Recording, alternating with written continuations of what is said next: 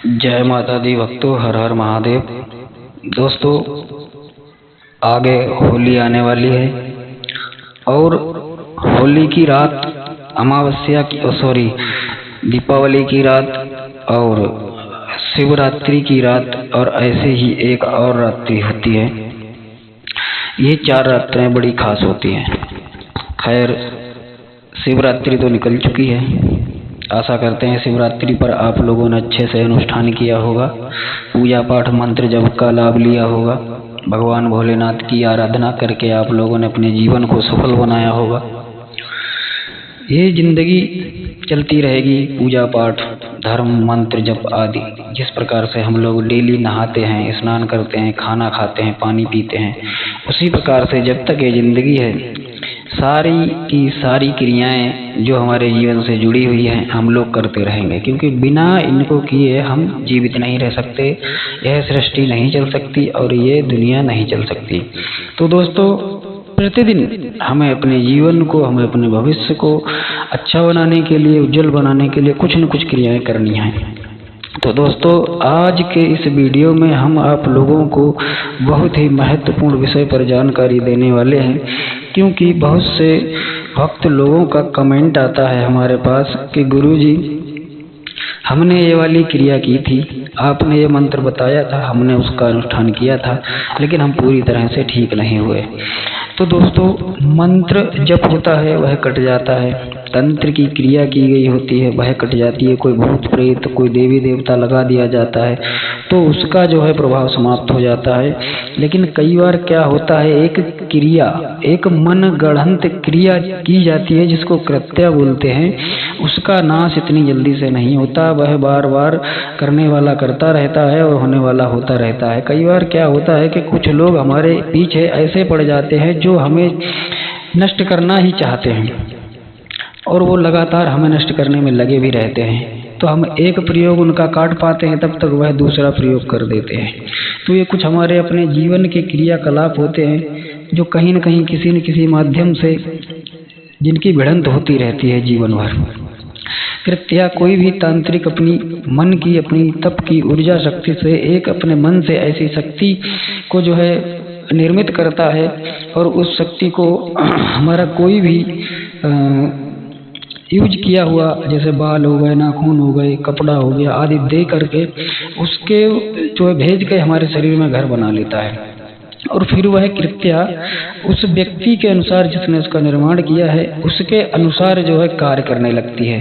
तो जब हम उसको नष्ट करना चाहते हैं और वह हमारे घर में, हमारे शरीर में अपनी जगह बना चुकी होती है, तो दोस्तों सबसे ज़्यादा कष्ट उसमें हमें ही होता है।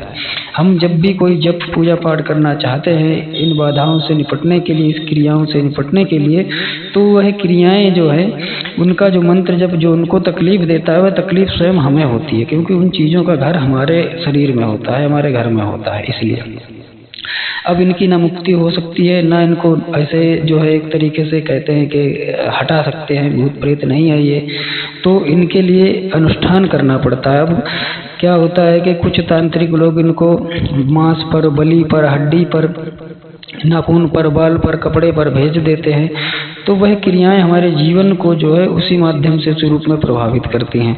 अब इनको हम किस प्रकार से हटा सकते हैं, तो उसका एक प्रयोग हम आपको दे रहे हैं। यह प्रयोग मैं आशा करता हूं कि आप लोग जब इसको करेंगे तब आपको इसका रिजल्ट देखने को मिलेगा और यह उपाय आपको जो है 100% कार्य करके देगा, क्योंकि इस संसार में कोई अगर समस्या बनी है तो उसका समाधान भी प्रकट किया है महापुरुषों ने, हमारे ऋषि मुनियों ने, तपस्वियों ने। तो ऐसा ही एक प्रयोग है जिसको बगुलामुखी सूक्त प्रयोग कहते हैं। बगुलामुखी सूक्त जो है छोटा सा स्तोत्र पाठ है। इस पाठ को करके आप जो है इस चीज को खत्म कर सकते हैं। इस क्रिया को या तो उस करने वाले पर वापस भेज सकते हैं या फिर इसका नाश हो जाता है। तो दोस्तों, इस क्रिया को, इस तंत्र क्रिया को जड़ से खत्म करने के लिए यह उपाय आप कीजिए। या तो इस कृत्या का विनाश हो जाएगा, यानी कि या तो ये वापस चली जाएगी जिसने किया होगा उस पर, और नहीं जाएगी तो दोस्तों यह इस सूक्त के प्रभाव से नष्ट हो जाएगी, खत्म हो जाएगी। तो दोस्तों, आपको करना क्या है, आपको ये साधना किसी भी महत्वपूर्ण समय में कर लेनी है, जब भी आप करना चाहें।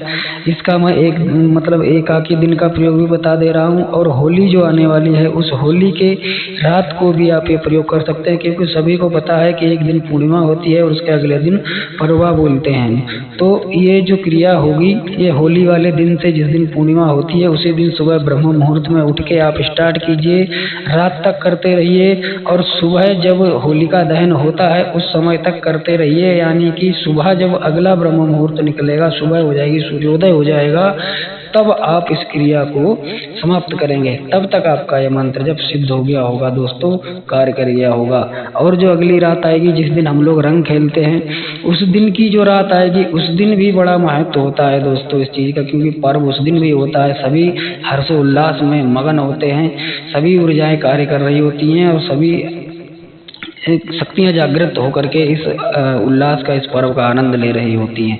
तो आप उस रात को भी बचा हुआ कार्य पूर्ण कर सकते हैं।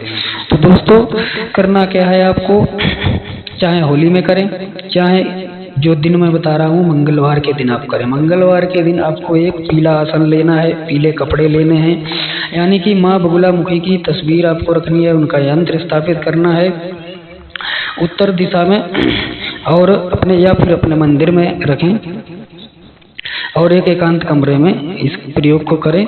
तो वहाँ पर आपको माता बगुलामुखी का चित्र और उनका यंत्र स्थापित करना है, ठीक है जी। और इस साधना में सारी की सारी चीजें, फूल, भोग, प्रसाद, धूप, दीप, जो कुछ भी होगा सब पीला होगा, पीले रंग का होगा, ठीक है जी। तो आपको मंगलवार के दिन सुबह ब्रह्म मुहूर्त में उठ के माता की स्थापना करनी है, पीले कपड़े पहनने हैं, पीला आसन लेना है, पीला कपड़ा बिछा करके माँ की तस्वीर को स्थापित करना है। जो दीपक जलेगा उसमें सरसों के तेल का प्रयोग होगा, उसमें थोड़ी सी पीली सरसों डाल लेनी है। जो बत्ती जलेगी वो भी पीले कलर की आपको बना करके डालनी है। माता का जो तिलक लगेगा वह तिलक भी पीले कलर का अथवा हल्दी का होगा या फिर पीले चंदन का होगा, ठीक है। और इस सूक्त को आप जब पढ़ेंगे तो जो मन यानी कि जो काउंटिंग आप करेंगे, जो गिनती करेंगे, उसके लिए आप पीले चने, भुने हुए पीले चनों का प्रयोग करेंगे, ठीक है जी।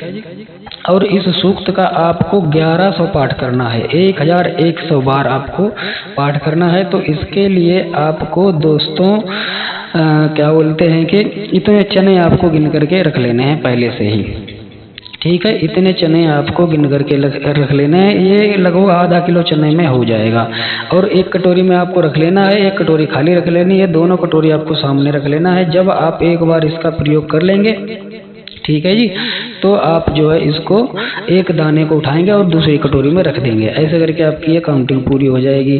दूसरी चीज, अगर आप माला पर कर रहे हैं सूक्त का पाठ, ये सूक्त छोटा सा ही है, एक सावर मंत्र के जितना बड़ा समझ लीजिए, थोड़ा सा 2 सावर मंत्र को एक साथ में आप जोड़ के देख लीजिए, इतना बड़ा ये सूक्त है, ठीक है। इसको आपको पाठ करना है। माला पर कर रहे हैं तो वो हल्दी की माला होगी, ठीक है जी, उससे काउंटिंग होगी। और उसको आप जो है 11 माला जब करेंगे तो ये 1100 पाठ आपका पूर्ण हो जाएगा, ठीक है जी। तो अब माता को आप स्थापित कर लिए, कपड़ा बिछा करके उनको पीला पुष्प अर्पित कीजिए, पीले चावल अर्पित कीजिए, पीला मिष्ठान जो है वो भोग में आप अर्पित कीजिए, पीले पुष्प, ठीक है, पीला फल अर्पित करें।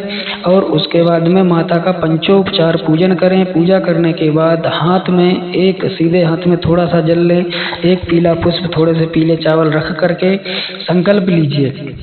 संकल्प में क्या लेंगे?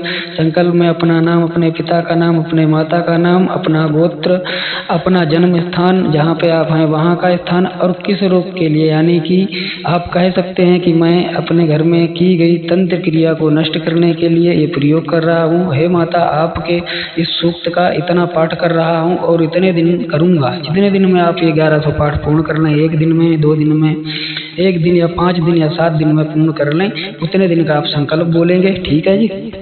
बोल करके आप ये जल वहीं पर जो है पुष्प वहीं पर छोड़ देंगे माता की प्रतिमा के पास, ठीक है। इस प्रकार से आप संकल्प कर लेंगे कि मैं अपने घर में इस तंत्र क्रिया को, कृत्या को नष्ट करने के लिए माता आपके इस सूक्त का पाठ इतनी संख्या में कर रहा हूँ, इतने दिन करूँगा, कृपा करके ये क्रिया आपके इस पाठ के प्रभाव से खत्म हो जाए, नष्ट हो जाए, अथवा उसी पर चली जाए जिसने हमारे पर भेजी है, हम पर की है। ठीक है, ये बोल के आपको वहाँ पर पुष्प और चावल छोड़ देने हैं।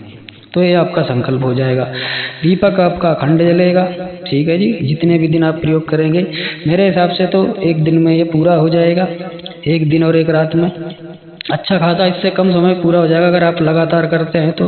लेकिन सुबह शाम का विधान आपने बना रखा है, तो जितना संभव हो उतना सुबह करें, उतना शाम को करें। इस हिसाब से आप अपना 5 दिन का, 7 दिन का, 11 दिन का, 21 दिन का संकल्प ले सकते हैं। ठीक है, और उस प्रकार से आप डेली सुबह को उठ करके पूजा प्रार्थना करेंगे। ठीक है जी, दिनचर्या आप अपनी बना लीजिए।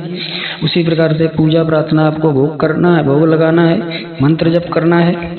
ठीक है जी, तो इस प्रयोग को आप करेंगे और उसके बाद में आप इस जो सामग्री है, इस सामग्री को किसी बहते जल में प्रवाहित कर देंगे। ठीक है, जो भोग की भस्म होगी जिस पर आप भोग देंगे माता को आग पर, वह भस्म आप रख लेंगे। उससे क्या होगा, उससे आपको जो है ऊर्जा प्राप्त होगी। आपके अंदर जो कोई क्रिया बैठी हुई है वह खत्म हो जाएगी। अपने घर में इसका प्रयोग कर सकते हैं, उससे भी आपको लाभ मिलेगा, क्योंकि आपने जो मंत्र जप किया है उस चीज को नष्ट करने के लिए किया है, तो वह चीज आपके घर में होगी, आपके शरीर में होगी, तो इसका प्रयोग करने से नष्ट हो जाएगी। ठीक है जी, तो ये प्रयोग आप कीजिए। इस प्रयोग से आपको निश्चित ही लाभ मिलेगा। ठीक है जी, और जब आप स्वस्थ हो जाएं, प्रसन्न हो जाएं, तो इस चीज की, इस क्रिया की जानकारी आप किसी को भी मत दीजिएगा। ये वीडियो आपको पसंद आया हो तो कृपया वीडियो को लाइक कर दें, चैनल को सब्सक्राइब कर दें और ये जानकारी दूसरे व्यक्तियों तक भी शेयर कर दें। तो दोस्तों, जिन लोगों को ये उपाय होली में करना है तो होली में कर सकते हैं। ठीक है, जिन लोगों को अभी करना है तो मंगलवार के दिन से कर सकते हैं। जैसा जिसको संभव लगे अपनी सुविधा अनुसार आप इस प्रयोग को करके लाभ उठाएं दोस्तों। तो आशा करते हैं जानकारी आपको पसंद आई होगी। जय माता दी, हर हर महादेव।